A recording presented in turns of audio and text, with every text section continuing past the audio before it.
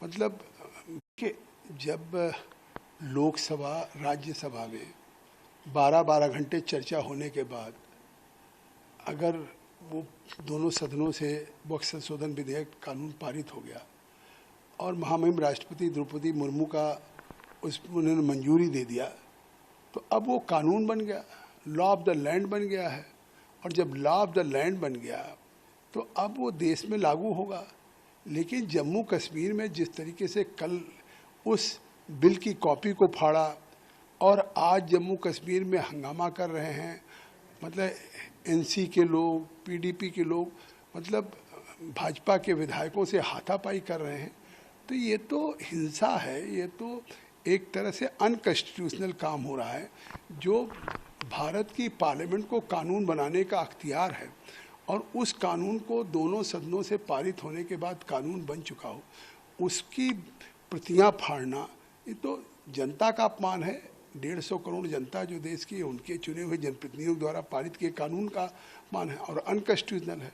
और मुझे लगता है कि एनसी हो, महबूबा हो, इनमें सब में आपस में होड़ है और ये केवल तुष्टीकरण की राजनीति कर रहे हैं। ये दिखाना चाहते हैं कि हम इस बिल के खिलाफ, हम आपसे ज़्यादा हैं। आखिर किस तरीके से किसी भी केंद्र के द्वारा बनाए गए कानून को पार्लियामेंट के, उसकी प्रतियां कैसे फाड़ी जा सकती हैं और उसको कैसे रिजेक्ट किया जा सकता है। और जब स्पीकर ने जम्मू कश्मीर के कह दिया कि यहाँ पे वहाँ के बनाए हुए कानून को नहीं चर्चा हो सकती, और लोग तो सुप्रीम कोर्ट गए हैं। अब ये कानून अगर संवैधानिक है या असंवैधानिक है, इसका एक रास्ता है सुप्रीम कोर्ट, और सुप्रीम कोर्ट में भी होड़ लगी हुई है। तो ये चाहे जम्मू कश्मीर में आपस में एनसी, पीडीपी सारी पार्टियों में होड़ है, इसी तरह से सुप्रीम कोर्ट में भी याचिका दाखिल करने की होड़ लगी हुई है। आज चाहे इमरान प्रतापगढ़ी ने किया हो, चाहे इमरान मसूद ने किया हो, जावेद साहब ने किया हो, ओवैसी ने किया हो, 13 याचिकाएँ हो चुकी। आखिर वो याचिकाएँ कैसे स्टैंड करेंगे? उनको पता है कि केवल कोई सुप्रीम कोर्ट में याचिकाओं का अगर है तो उसकी 3 कसौटी है। एक तो पहले कि कोई कानून बना हो तो उसकी लीगल कॉम्पिटेंस है कि नहीं है। तो लीगल कॉम्पिटेंस तो दोनों पार्लियामेंट में के पहले जेपीसी में चर्चा हुई सरकार ने, और फिर वहाँ पे दोनों सदनों में चर्चा करने के बाद पार्लियामेंट ने कानून बहुमत के आधार पे क्लॉज बाई क्लॉज पे बनाया, तो उसकी लीगल कॉम्पिटेंसी पे कोई सवाल नहीं उठाया जा सकता।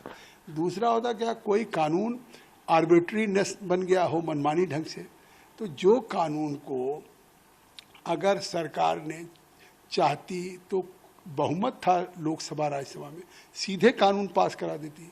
लेकिन खुद किरण रिजिजू जी ने कहा कि हम इस पे और चर्चा चाहते, देश के स्टेक होल्डर्स के साथ चर्चा हो जाए, इस्लामिक स्कॉलर, वाइस चांसलर, बार के लायर्स या सभी के साथ। और 6 महीने चर्चा होकर के आया है। तो ये भी नहीं कि सरकार ने मनमानी ढंग से कर लिया है। तीसरी बात कि कोई कॉन्स्टिट्यूशन का फंडामेंटल राइट का वायलेशन हो, आज तो उसमें हमने इस संशोधन में कॉन्स्टिट्यूशन के को और मजबूत किया है।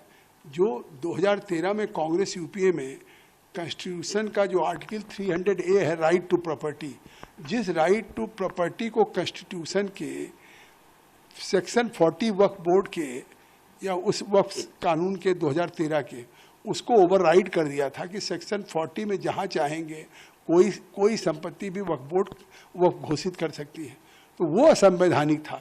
आज वो जो सेक्शन 40 वक्फ का कानून का था, वो कॉन्स्टिट्यूशन के आर्टिकल 300A पे ओवरराइड था। उसको हमने आज सेक्शन 40 को डिलीट किया है और article 300A right to property को रिस्टोर किया है।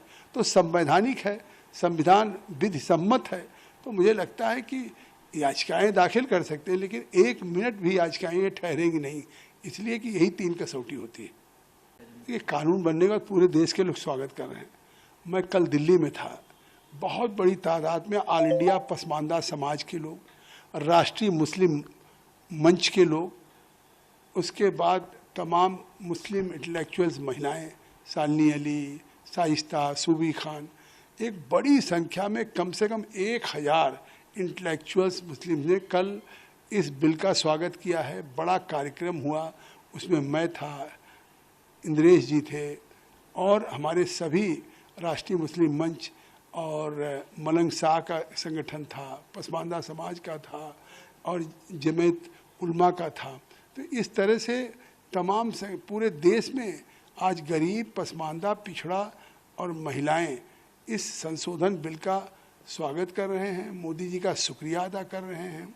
और ये केवल चंद लोग हैं जिन्होंने वक्फ की ज़मीनों पे कब्जा कर रखा है या जिन्होंने वो हैं जिसका फ़ायदा आज वक्फ का उन्हीं को मिल रहा है, अभी तक कहीं गरीबों को नहीं मिल रहा। एक कोई उदाहरण बता दीजिए कि कोई मेडिकल कॉलेज, इंजीनियरिंग कॉलेज बना हो।